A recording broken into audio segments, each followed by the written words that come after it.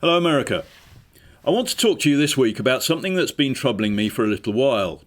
Not because of anything that's been said in Washington, but because of what's been happening around what Washington has been saying. When you spend as much time as I have done watching how other states behave, not so much what they say, but what they actually do, you notice when the character and the tone and the attitude of what they're doing changes. And over the past few weeks, that tone, that attitude has changed significantly. Russian diplomats, even President Putin himself, are no longer dressing up their demands over Ukraine as negotiating positions or red lines even. They're stating them bluntly and boldly. China is no longer bothering to soften its language for American ears, and countries that are not adversaries, India for example, are acting with a confidence that would have been highly unusual a while ago, when they would have been far more cautious about offending American sensitivities. These things are not connected by ideology or alliance, they're connected by something else, by a common assessment about how the United States is likely to respond if these countries pursue their own agendas regardless of American interests. And that judgment, that assessment, whether it's correct or whether it's not, is now shaping the behaviour of these capitals in ways that should give America and the White House pause to think and reflect.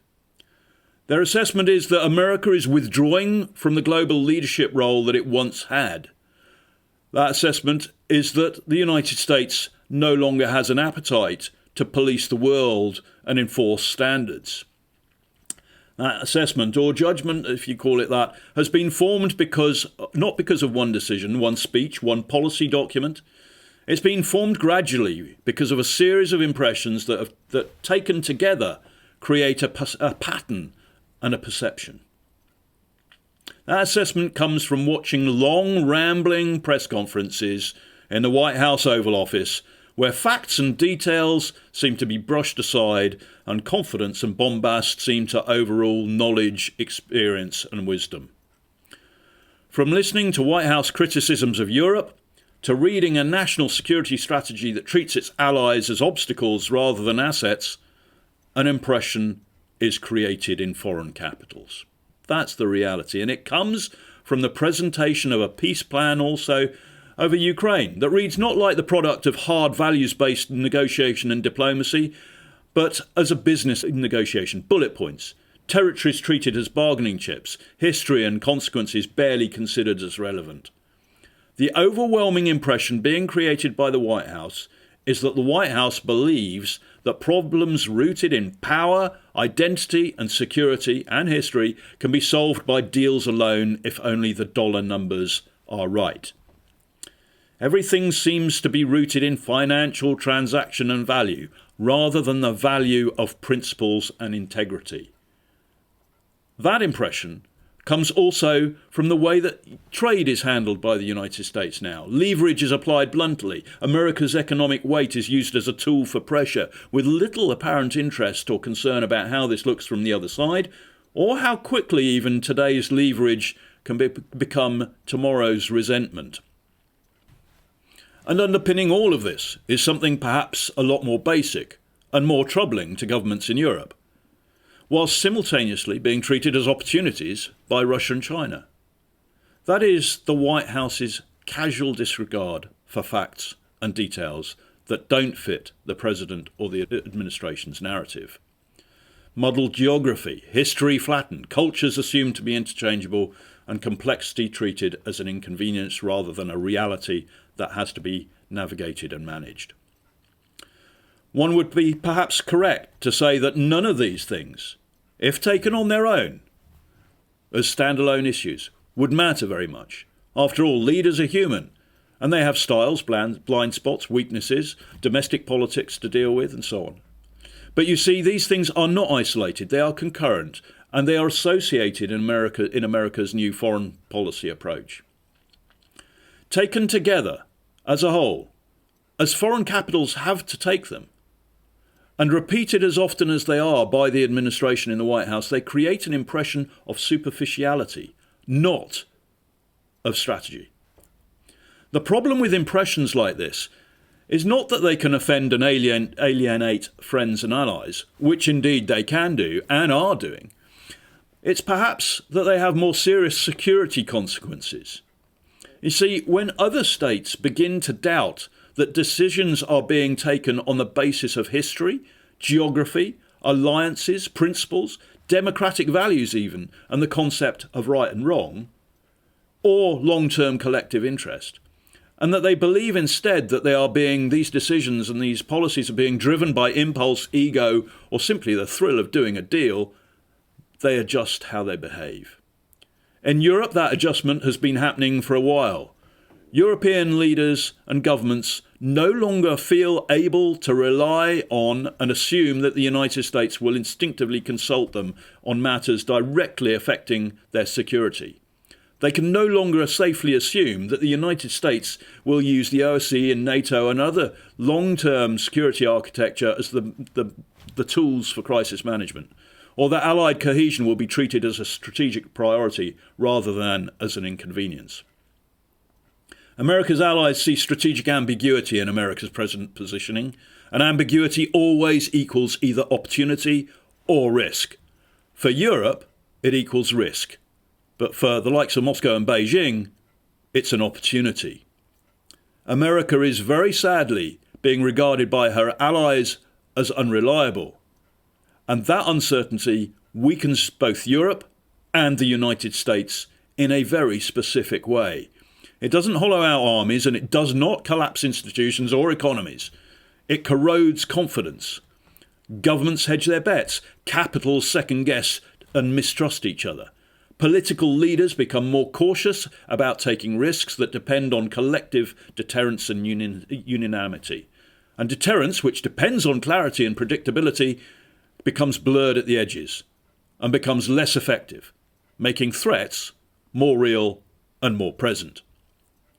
From the outside, that blurring, that weakening of unity, and therefore of collective security and deterrence, has become very, very visible, even if you don't see it in America. Moscow sees it, Beijing sees it. They don't need to know what Washington intends to do next or tomorrow. They only need to believe that the response to whatever they do will be slower, more hesitant, more divided, more incoherent, more negotiable perhaps, than it would have been before. This is why recent Russian statements matter. Russia is now demanding, not asking, demanding that Finland and Sweden should leave NATO. Claims that Ukrainian territory, seized by force and still under the control of Kiev, is now non-negotiable. It is part of Russia, they say. Assertions that there will be no peace except on Russian terms. That's what we're getting. In the Russian ambassador's words, the Russian ambassador in the UK, in his words, there can be no peace agreement with Ukraine, only its capitulation. He said that this week. This is not theatre. This is escalation born of opportunism. Opportunism resulting from the Kremlin sensing weakness in the White House's approach, like a shark smells blood in the water. Russia, like a teenager who realises that boundaries are weak, is pushing those boundaries to discover what they can get away with. Whether, and if so, pressure will produce pushback, whether escalation will pay, as it seems to be doing at the moment, or whether it will incur a cost, or even whether it will again draw Washington into the search for a deal and yet more attempts at concessions. And Ukraine sits at the centre of all this, not because it's unique, but because it is being treated like a transaction, rather than a test of Western integrity, principles and democratic freedoms, and indeed unity. When two powers like the United States and Russia haggle for advantage over a third country's territory and sovereignty, when they treat the territory of a third country as a bargaining chip and treat sovereignty as variable or subject to compromise, Moscow learns a very simple lesson. Moscow learns that if it ups the stakes, makes the problem worse, threatens more, the United States president will increasingly attempt to do a transactional deal that takes Russia closer to victory and hands the Kremlin Ukrainian land. President Putin has learnt that the more he intimidates, the less likely America is to put its foot down. Nor is this response confined to Russia. The same response can be seen in perhaps different forms elsewhere. China, for example, which is watching very closely, has become noticeably less concerned with managing American reactions. American reactions are becoming less relevant. Language that was once carefully calibrated so as not to offend or provoke America are now more direct. Sometimes China is openly dismissive of American opinions. On Taiwan, on trade, on regional security, the tone has shifted from reassurance to assertion. This is not bravado. It reflects a judgment that cohesion on the other side, the American side, is weaker, and partly because of the White House's attitude to American allies. Trump has driven a wedge, as I've said before, between the United States and Europe. China is now learning also, like Russia, from observation though, that pressure can be applied without provoking a united response from the West. And that creates a risk. India's position is different though, but the signal, the message to India is similar. India is not an adversary and it's not aligned with Russia or China. It is acting in what it sees its own national interests, as any serious state would do. What has changed, however, with India is the confidence with which it is doing this. India also is now openly expanding trade with Russia, like China, purchasing Russian energy and building deeper defence cooperation, despite sanctions, and doing so without the careful care taken not to upset Washington that would have once characterised such things. That confidence, Indian confidence, is revealing. It reflects a belief that American pressure is manageable, that displeasure can now be absorbed, and that the consequences, if they come at all, will be both limited and temporary. Now, none of this suggests, I'm not suggesting, coordination between Moscow, Beijing and New Delhi, but it does suggest convergence of opportunity and calculation, if not ideology. Each of these countries, Russia, China, India, is acting on the assumption that American leverage is now less automatic and less principles-based than it once was, and that pushing back against the American president now carries fewer risks than it would have done under previous administrations. This is what one sees when influence begins to fray. Not collapse, not retreat, but a gradual loosening of constraint. Countries stop moderating their language. Partners stop deferring. Adversaries stop disguising their ambitions. They're no longer afraid or deterred. I want to be clear about something though. I am very far from being anti-American. I'm very pro-American. And I'm not, of course, advocating any hard-nosed confrontation or making some bizarre argument for wars or reckless escalation. I am trying to warn you as a friend about how power is read and how influence can be lost very easily, not dramatically but quietly through accumulated signals and messaging, a lot of it unintentional, but that others might interpret long before you understand or acknowledge it at home. America remains enormously powerful. That is not in doubt. What is in question, though, is whether that power is still being used and influenced for good in the way that it once was, through steadiness, principled seriousness, and the quiet reassurance that comes from competence, consultation, collaboration, consistency, and unity with one's allies. In one sentence, I'm afraid that the world is now less deferential to Washington under President Trump, not more. There is a sense outside the United States, even if it's difficult to see from within, that the global policeman is retiring. And this is enabling authoritarian regimes to expand their influence and agendas, to pursue those agendas, not because they're being invited to do so, but because it appears that nobody's going to stand up and say no any longer. Instead, President Trump, if anything, appears willing to help, in one case, Moscow. And if it works for them once, then they will repeat that behaviour. Now, Europe understands this dynamic well because it's lived through it before. And that's why European leaders are so anxious about deals that reward aggression. And they're not ideologically based concerns or theatrical. They're concerns grounded in real experience. Europe knows very well that appeasement does not end conflict. It simply postpones it and invites it to continue later, sometimes on far worse terms. America, your adversaries have stopped deferring to you.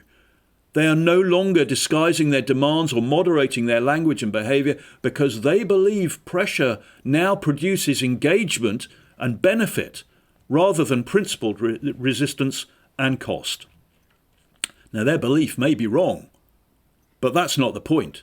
What matters is their perception, and unless that perception, their belief, is challenged, it will continue to shape the behaviour of Russia and China in ways that create markedly increased risk.